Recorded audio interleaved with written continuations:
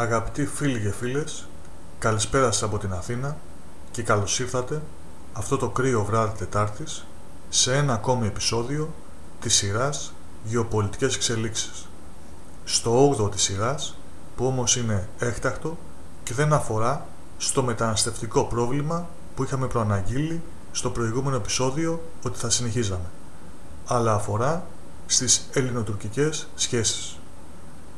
Αφορμή για αυτό το έκτακτο επεισόδιο ήταν ο καταιγισμός εξελίξεων των τελευταίων ημερών που προήλθε με την υπογραφή 2 συμφωνιών μεταξύ της Τουρκίας και της Λιβύης. Να σας πω ότι αυτό το επεισόδιο θα είναι μεγάλο σε διάρκεια, καθότι και οι εξελίξεις είναι πολλές. Ας ξεκινήσουμε λοιπόν και ας δούμε τι ακριβώς συμβαίνει. Όλα ξεκίνησαν στις 28 Νοεμβρίου, όταν η τουρκική κυβέρνηση εξέδωσε ανακοίνωση με την οποία γνωστοποιούσε ότι η Τουρκία και η κυβέρνηση της Λιβύης υπέγραψαν συμφωνία για τα θαλάσσια σύνορά τους στη Μεσόγειο, όπως επίσης και άλλη μια συμφωνία για μεταξύ τους συνεργασία στην ασφάλεια και στον στρατιωτικό τομέα. Οι συμφωνίες υπογράφτηκαν στις 27 Νοεμβρίου στην Κωνσταντινούπολη μεταξύ του Τούρκου Προέδρου Ταγίπ Ερντογάν και του Φάγες Αλ Σάρατς, επικεφαλής της κυβέρνησης της Λιβύης. Εδώ να διευκρινίσουμε ότι στη Λιβύη υπάρχουν 2 αντιμαχόμενες κυβερνήσεις, που η καθεμία ελέγχει και διαφορετική περιοχή της Λιβύης. Με απλά λόγια, υπάρχει ένας εμφύλιος πόλεμος.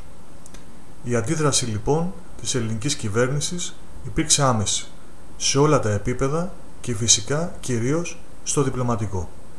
Ας δούμε μαζί τις κινήσεις της Ελλάδας.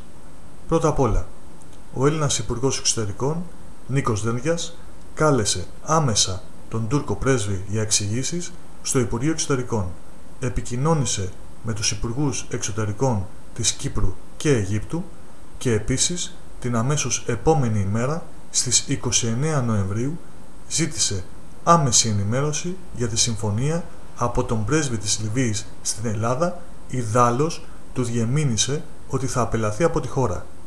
Δεύτερον, η μόνιμη αντιπροσωπεία της Ελλάδας στην Ευρωπαϊκή Ένωση ενημέρωσε την ύπατη εκπρόσωπο της Ευρωπαϊκής Ένωσης για θέματα εξωτερικής πολιτικής και πολιτικής ασφαλείας, κυρία Φεντερίκα Μογκερίνη, για την εξέλιξη της κατάστασης, ενώ ο νόμιμος αντιπρόσωπος της Ελλάδας έθεσε το θέμα στο πλαίσιο του Κόρεπερ. Τρίτον, την Κυριακή 1η Δεκεμβρίου, ο Έλληνας Υπουργός Εξωτερικών επισκέφθηκε την Αίγυπτο και συμφώνησε με τον Αιγύπτιο Υπουργό Εξωτερικών να επιταχυνθούν οι συζητήσεις για την οριοθέτηση των θαλασσίων ζωνών μεταξύ των 2 χωρών. Τέταρτον, ο Έλληνας Πρωθυπουργός Κυριάκος Μητσοτάκης είχε τηλεφωνική επικοινωνία με τον Γάλλο Πρόεδρο Εμμανουέλ Μακρόν, τον οποίο ενημέρωσε και από τον οποίο ζήτησε τη στήριξη της Γαλλίας. Πέμπτον, ακόμα και στη Μαδρίτη, στη διάσκεψη για το κλίμα, ο Έλληνας Πρωθυπουργός ανέφερε και κατήγγειλε τις ενέργειες της Τουρκίας στους υπόλοιπους Ευρωπαίους ηγέτες. Αυτές ήταν και οι κύριες κινήσεις της Ελλάδας στην διπλωματική σκακέρα, χωρίς όμως να υπάρχει πλήρης και σαφής γνώση για το επακριβές κείμενο των συμφωνιών. Φτάσαμε όμως στην Δευτέρα, 2 Δεκεμβρίου, όπου ο πρέσβης Ερσιγέ, Γενικός Διευθυντής Ναυτιλίας και Αεροπορίας του Τουρκικού Υπουργείου Εξωτερικών, δημοσίευσε ένα χάρτη στο Twitter με τα θαλάσσια σύνορα που συμφωνήθηκαν με τη Λιβύη, αλλά και τα σύνορα με τις υπόλοιπες χώρες, όπως η Κύπρος και η Αίγυπτος. Μάλιστα, επεξήγησε και αναλυτικά τα σημεία οριοθέτησης. Πριν δούμε το συγκεκριμένο χάρτη, ας δούμε τον χάρτη με την ΑΟΣ που υποστηρίζει η Ελλάδα ότι είναι η νόμιμη σύμφωνα με το διεθνές δίκαιο. Στον χάρτη παρατηρούμε το Καστελόριζο, το οποίο παίζει σημαντικό ρόλο στην χάραξη της ΑΟΣ στην περιοχή. Ας δούμε λοιπόν τώρα στο χάρτη μας τα σύνορα που οριοθέτησε η Τουρκία, αλλά και την επεξήγηση των σημείων. Όπως βλέπετε, τα σύνορα της Τουρκίας για την ΑΟΣ δεν λαμβάνουν καθόλου υπόψη τους το Καστελόριζο, σαν να μην υπάρχει καθόλου. Σύμφωνα με τον Τούρκο πρέσβη Ερσιγέ, τα σημεία ΑΒ είναι η Συμφωνία Τουρκίας με την Τουρκική Δημοκρατία της Βορείας Κύπρου το 2011. Τα σημεία C, D και Ε είναι η μέση γραμμή μεταξύ ενδοχώρας, Αιγύπτου και Τουρκίας, και τα σημεία Ε και F είναι η πρόσφατη συμφωνία Τουρκίας-Λιβύης. Φυσικά επακολούθησαν άμεσες διπλωματικές κινήσεις και πάλι σε πολλαπλά επίπεδα. Ας τις δούμε και πάλι μαζί. Καταρχάς, κανονίστηκε συνάντηση του Έλληνα Πρωθυπουργού Κυριάκου Μητσοτάκη με τον Τούρκο Πρόεδρο Ταγίπ Ερντογάν, η οποία θα πραγματοποιηθεί στο Λονδίνο, στο περιθώριο της Συνόδου Κορυφής του ΝΑΤΟ για την επέτειο των 70 ετών. Εδώ να διευκρινιστεί ότι τη συνάντηση αναφέρεται ότι τη ζήτησε η τουρκική πλευρά. Δεύτερον, σε αυτή τη Σύνοδο Κορυφής του ΝΑΤΟ, ο Έλληνας Πρωθυπουργός θα γνωστοποιήσει σε όλους τους ηγέτες το τι συμβαίνει ακριβώς και θα ζητήσει τη στήριξη του ΝΑΤΟ, βασιζόμενος στην καταπάτηση του διεθνούς δικαίου. Τρίτον, κανονίστηκε συνάντηση του Έλληνα Πρωθυπουργού με τον Πρόεδρο της Αμερικής, τον Ντόναλντ Τραμπ, στην Ουάσιγκτον στις 7 Ιανουαρίου. Μάλιστα, σε δήλωσή του, ο Αμερικανός πρέσβης στην Αθήνα, ο Τζέφρι Πάιατ, ανέφερε ότι η συμφωνία Λιβύης-Τουρκίας δεν βοηθά τη σταθερότητα.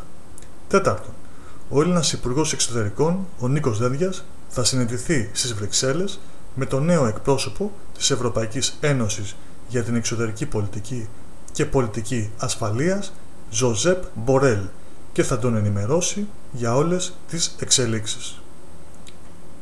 Στον απόϊχο λοιπόν όλων αυτών των διπλωματικών κινήσεων, εκ μέρους της Ελλάδας ήρθε και η είδηση ότι η Βουλή της Λιβύης απέρριψε και κατήγγειλε στον ΟΗΕ τη συμφωνία με την Τουρκία. Ζήτησε μάλιστα από τον Γενικό Γραμματέα των Ηνωμένων Εθνών και τον Γενικό Γραμματέα της Αραβικής Ένωσης να αποσύρουν την αναγνώρισή τους προς την κυβέρνηση Εθνικής Συμφωνίας, αναγνωρίζοντας τη Βουλή ως νόμιμο εκπρόσωπο της Λιβύης.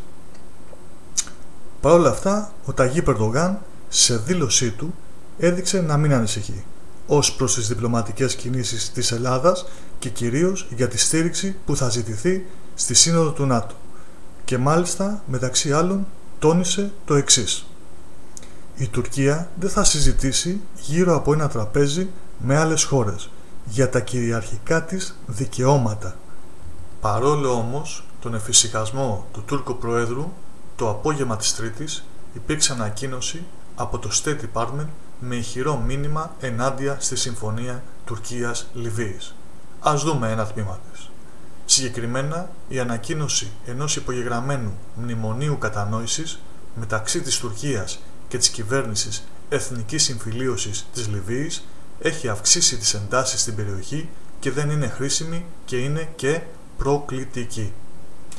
Και σαν να μην έφτανε η ανακοίνωση από το Υπουργείο Εξωτερικών των Ηνωμένων Πολιτειών, το βράδυ της Τρίτη, σύμφωνα με το Αθηναϊκό Μακεδονικό Πρακτορείο Ειδήσεων, η Ρωσία έστειλε και αυτή ένα ηχηρό μήνυμα προς την Τουρκία και τη Λιβύη.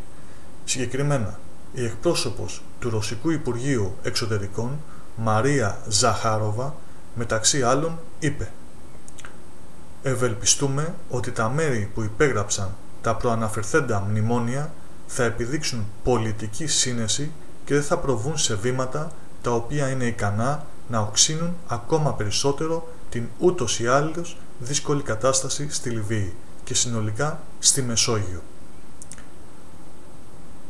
Μέσα σε όλα αυτά να αναφέρουμε και μια σκληρή απάντηση του καθηγητή Κωνσταντίνου Φίλη, η οποία υπόθηκε σε συνέντευξή του στο liberal.gr και αφορούσε τις εξελίξεις στην Ανατολική Μεσόγειο και η οποία μας έκανε αίσθηση. Στην ερώτηση λοιπόν, θα επιτρέψουμε στους Τούρκους να δημιουργήσουν παρόμοιες συνθήκες εντός ελληνικής υφαλοκρηπίδας? Ο κύριος καθηγητής απάντησε: αν η Τουρκία στείλει ερευνητικά σκάφη είτε γεωτρύπανα νοτίως της Κρήτης, η απάντηση της Αθήνας πρέπει να είναι συντριπτική. Ας προχωρήσουμε. Αφού είδαμε λοιπόν τι ακριβώς συνέβη, όλα τα γεγονότα, όλες τις τελευταίες ειδήσεις, αλλά και τι επακολούθησε, ας δούμε στο τι πιστεύει η Τουρκία και τι ακριβώς ζητάει. Ας πάμε στο χάρτη μας. Η Τουρκία θέλει να είναι ένας από τους μεγάλους παίκτες στην Ανατολική Μεσόγειο. Έτσι, ο βασικός στόχος της Τουρκίας είναι να αποκτήσει όσο μπορεί μεγαλύτερη ΑΟΣ και τα μεταδικαιώματα εξόρυξης φυσικών πόρων που απορρέουν από αυτή να έχει πολύ μεγάλες πιθανότητες έβρεσης πλουσίων κοιτασμάτων, είτε φυσικού αερίου είτε πετρελαίου. Αυτό όμως βασίζεται στη Συμφωνία των Θαλασσίων Συνόρων με τα γειτονικά κράτη που απορρέει από το διεθνές δίκαιο. Όταν επέλθει η συμφωνία, τότε κάθε κράτος ανακηρύσσει και την ΑΟΣ που έχει συμφωνηθεί και το αναλογεί. Η Τουρκία λοιπόν, για να επεκτείνει τα θαλάσσια δικαιώματά της, αμφισβητεί ότι τα νησιά έχουν υφαλοκρηπίδα, άρα και δικαιώματα στην ΑΟΣ. Με απλά λόγια, η Τουρκία αμφισβητεί όλα τα νησιά της Ελλάδας ως προς το δικαίωμά του στην ΑΟΣ, αλλά ακόμα και το μέλος κράτους της Ευρωπαϊκής Ένωσης, την Κύπρο, αφού και αυτή θεωρείται νησί.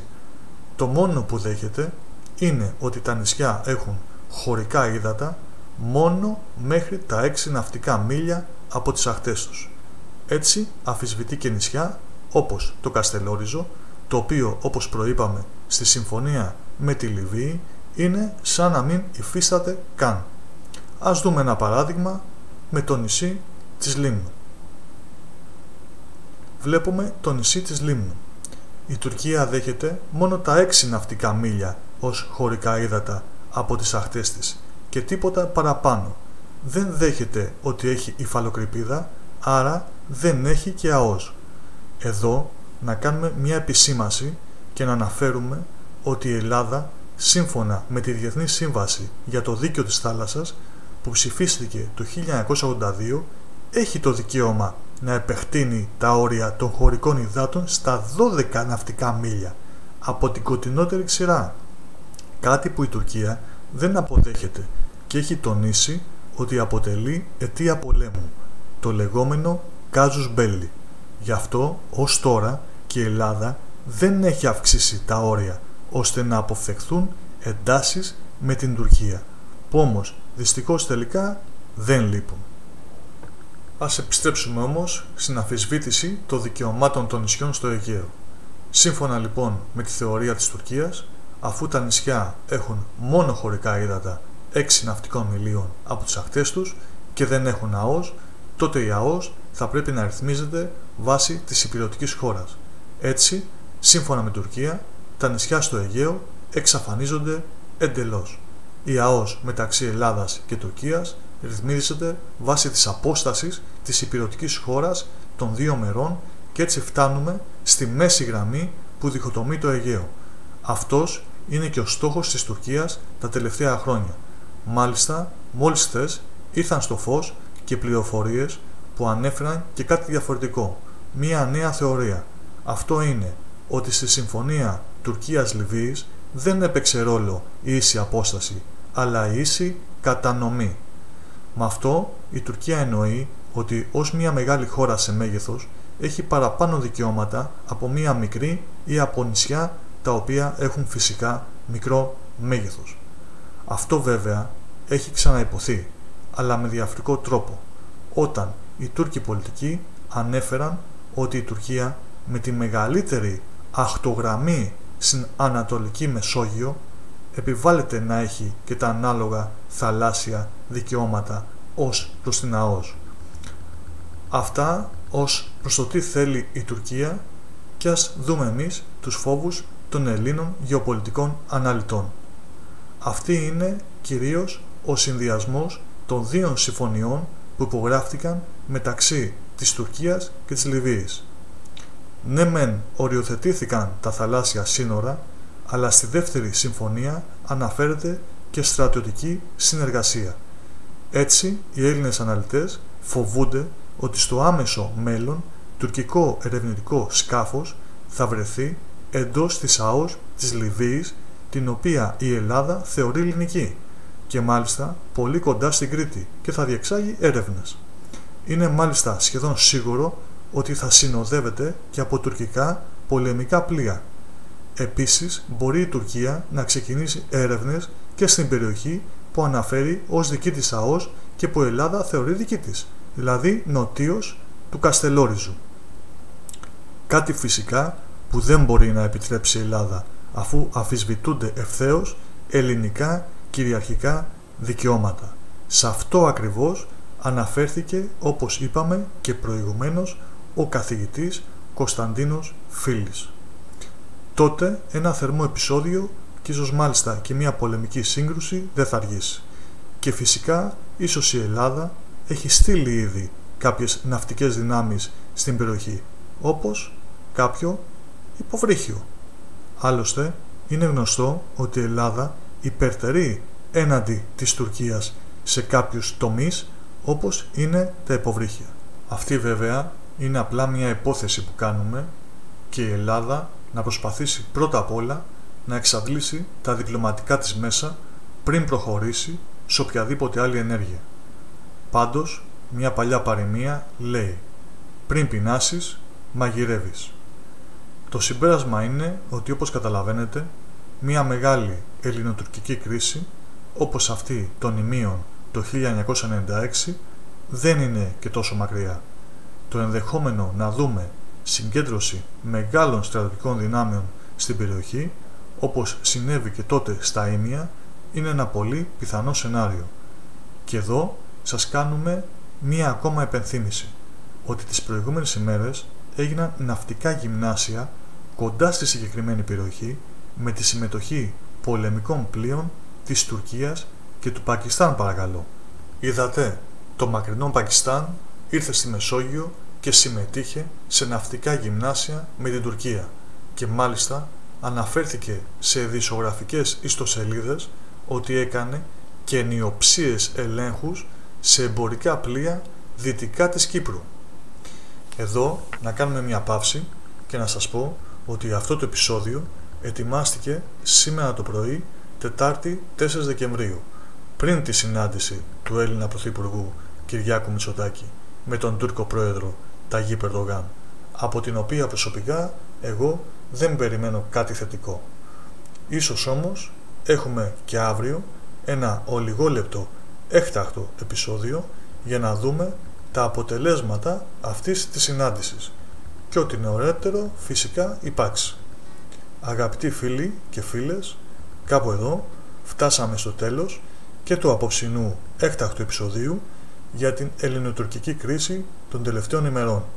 Σας ευχαριστώ που ήσασταν και πάλι εδώ και μας παρακολουθήσατε.